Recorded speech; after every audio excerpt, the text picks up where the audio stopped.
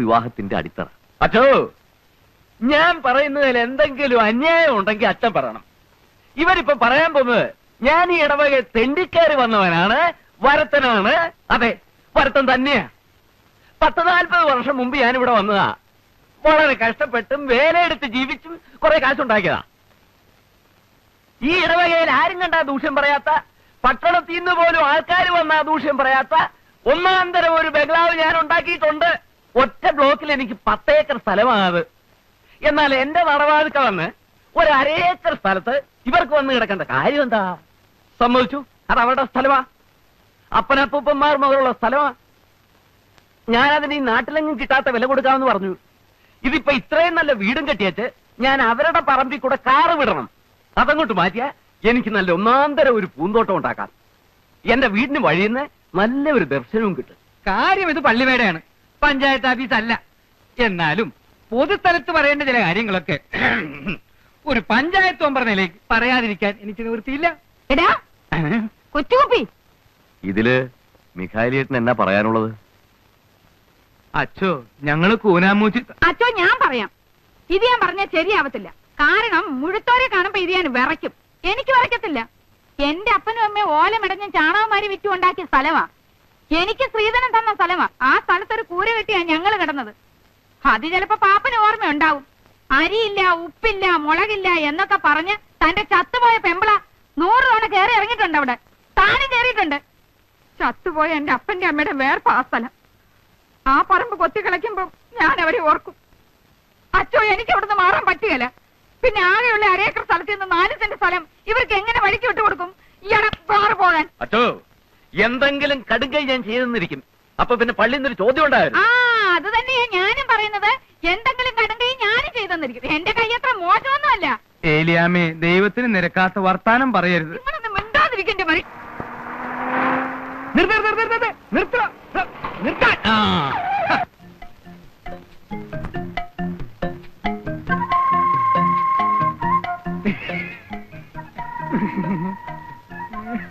കൂനാമൂച്ചിൽ mister മൈക്കിളിന്റെ വീട് എവിടെയാണ്?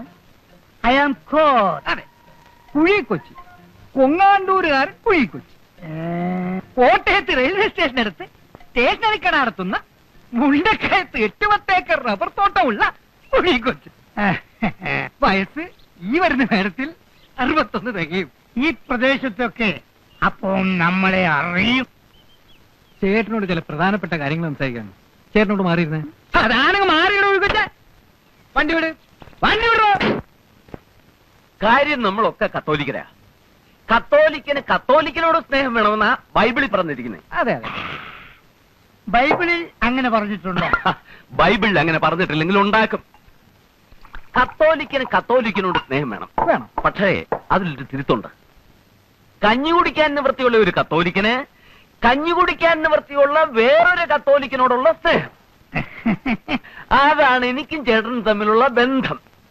പക്ഷേ ഉടുതുണിക്ക് മറുതുണിയില്ലാത്ത മിഖായലിനോട് എനിക്ക് സ്നേഹം വേണോ? കാര്യവയൽക്കാരനാണ്. ആ, ചേട്ടന്റെ മോനെ ഞാൻ നേരി കണ്ടിട്ടില്ല. കണ്ടിട്ടില്ല. പക്ഷേ ചേട്ടന്റെ മുഖത്തെ ആ കുലീനത്തു, ആ ഒരഴകും ഒക്കെ കണ്ട ചേട്ടന്റെ മോന്റെ കാമദേവനായിരിക്കും. അല്ലോടാ പാപ്പി? പിന്നെ ഈ തന്തയുടെ മോനല്ലയോ, മോശം വരത്തില്ല. ആ, കാര്യം ആ പെണ്ണ് കാണാൻ സുന്ദരിയാ. പക്ഷെ ചേട്ടന്റെ മോന് ഇത് വേണോ? ഒന്നാമത് ഭ്രാന്ത്. ഞാൻ പറഞ്ഞല്ലോ, ചികിത്സിക്കാത്ത വൈദ്യന്മാരില്ല. ഇനി ആ പെണ്ണിന് ഭ്രാന്തില്ലായിരുന്നെങ്കിൽ തന്നെ ചേട്ടന്റെ മോന് ആ പെണ്ണെ കെട്ടാൻ കിട്ടില്ല. അതെന്താ പാപ്പച്ച അങ്ങനെ? ഒരു തന്തയ്ക്കും പറയാൻ പറ്റാത്തതാ. എന്നാലും ഉള്ളതുപോലെ പറയണമല്ലോ. എന്റെ മോനില്ലേ ജിമ്മി, ചെറുപ്പത്തിന്റെ ശാലം കുരുത്തക്കേടൊക്കെ ഉണ്ടെന്ന് വെച്ചോ. അവന് വീട്ടിൽ ചില പോക്ക് വരത്തൊക്കെ ഉണ്ടായിരുന്നു. 2 പെൺപിള്ളാരും ഉണ്ടെന്നോ തള്ളയും കൂടെ ഉണ്ടെന്നോ ഒക്കെ നാട്ടുകാർ പറയുന്നു. പിന്നെ അവളെയും കൊണ്ട് എറണാകുളത്തോ പാലക്കാട്ടോ ഒക്കെ പോയി എന്നാ പറയുന്നേ. ഏതായാലും അവക്ക് വട്ടു വന്നേ പിന്നെ അവൻ വലിഞ്ഞു.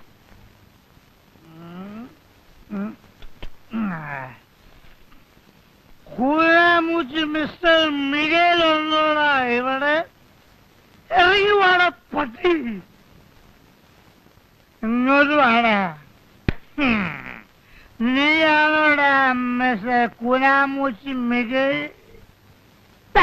നിന്നെ കണ്ടിട്ട് വളരെ ചെറുപ്പാണല്ലോ. നിനക്ക് എങ്ങനെയാ കെട്ടിക്കാൻ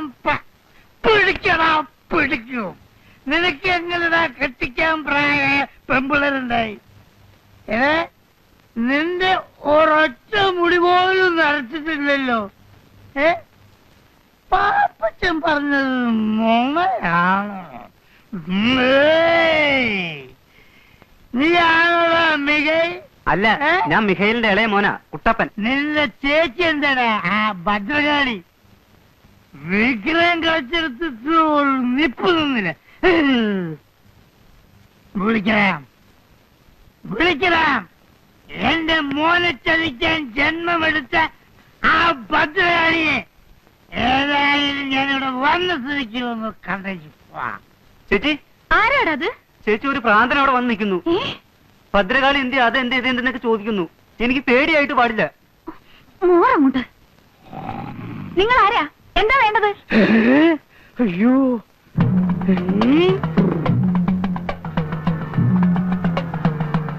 കൈകൊണ്ട് നിൽക്കുകയാണെന്നാ തോന്നുന്നത്. കർത്താവേ, നീ ചുട്ട കോഴിയെ പറപ്പിക്കല്ലടി. നിനക്കെന്റെ മോന വേണല്ലടി ഭദ്രകാളി. അയ്യോ എടാ കുട്ടപ്പ, വഴിയിലെങ്ങനെ നോക്കിക്കേ, അപ്പം വരുന്നുണ്ടോന്ന്. അയ്യോ ഇതെന്താ ഭ്രാന്തോ? നിന്റെ അപ്പന് എങ്ങനാ മോളെ? എന്നാ താനായിരിക്കും മിസ്റ്റർ മികൈൽ. എന്നെ മനസ്സിലായോ? അങ്ങനെ നോക്കണ്ട. അയ്യോ എന്റെ കർത്താവേ, ചേട്ടൻ ഇരുന്നാട്ടെ. എന്നെങ്ങനെ ഇരുത്താൻ നോക്കണ്ട. പിന്നെ നിനക്ക് മനസ്സിലായില്ലേ? നിന്റെ അമ്മായിപ്പനാകാൻ പോകുന്ന ആളാടി. രാവിലെ എങ്ങോട്ടൊന്ന് പട്ടച്ചാരയൊക്കെ കേറ്റിട്ട് വന്നിരിക്കുക. പട്ടച്ചാരയോ? ഞാൻ സ്പോർട്സാണ് കുടിച്ചത്. അങ്ങനെ കാഞ്ഞിരപ്പള്ളി പാപ്പൻ പട്ടച്ചാരയും കുടിച്ചിരുന്നു. ഇപ്പല്ല. അപ്പോ 15 years old. World is old. എടോ മികൈലെ, കള്ളപ്പുണ്യാളാ. തന്റെ ഭദ്രകാളി കൂടിയ മകളെ എന്റെ മകന് കെട്ടിച്ചു കൊടുത്ത് എന്നെ പറ്റിച്ചേ നോക്കുകയാണല്ലേ.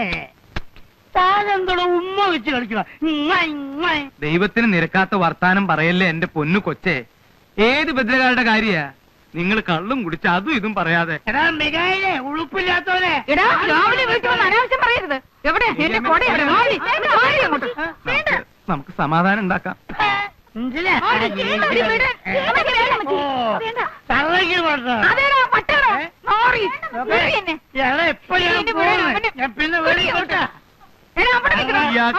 പറ്റി എന്റെ കർത്താവേ. നിങ്ങൾക്ക് ബുദ്ധി വന്നില്ല എന്റെ മനുഷ്യ. ആ പാപ്പനുണ്ടല്ലോ, അവന്റെ വേലയാ. പറഞ്ഞത് കേട്ടില്ലേ? അവിടുന്ന് കൊടുത്ത പട്ടയും ചാരായെല്ലാം കുടിച്ചേച്ച് വന്നേച്ചാ ഇവൻ ഈ വർത്താനം എല്ലാം പറഞ്ഞത്. അങ്ങോട്ട് ചെന്ന് 4 വർത്താനം ഞാൻ പറഞ്ഞേച്ചുമ്പാ പോയിട്ട് വരെ. പാപ്പനുണ്ടോ അവിടെ? കാഞ്ഞിരപ്പള്ളി പാപ്പനുണ്ടോ അവിടെ? ആ, മിഖായലേ ഇടണോ? എന്താ വിശേഷം? അല്ല, ഒരു കാര്യം ചോദിക്കാനുണ്ടായിരുന്നു. ചോദിക്കാന്നേ, ഇങ്ങോട്ട് വരണം. കേറി വാ. പാപ്പച്ചൻ ഒന്ന് ഇങ്ങോട്ട് ഇറങ്ങി വന്നേ. എന്നോട് കാര്യം വല്ലതും പറയാനുണ്ടെങ്കിൽ ഇങ്ങോട്ട് കേറി വരണം മനുഷ്യാ. വാ. എന്താ വസ്തുവിന്റെ കാര്യം വല്ലതും പറയാനാണോ? അതെങ്കിൽ കൊടുത്തേര് മിക്കായാലേട്ടാ. കണ്ടില്ല എന്തെല്ലാം പ്രശ്നങ്ങളാണ്. കല്യാണം മുടങ്ങുന്നു, അലമ്പുണ്ടാവുന്നു, അതങ്ങ് കൊടുത്തേക്കുന്നേ. പാപ്പച്ച നല്ല വില കൊടുത്തേക്കണം.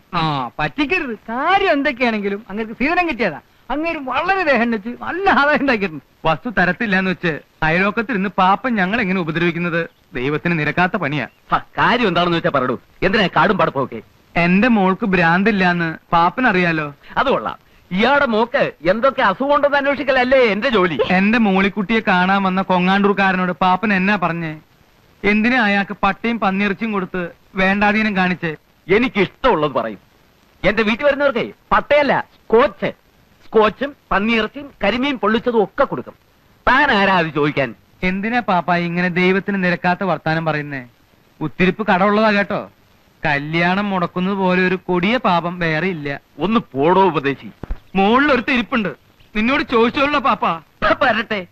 രാവിലെ മുറ്റത്തൊന്ന് പ്രാവുന്നോ? ചെല്ല്, പോയി ചെന്ന് കേസ് കൊടുക്ക.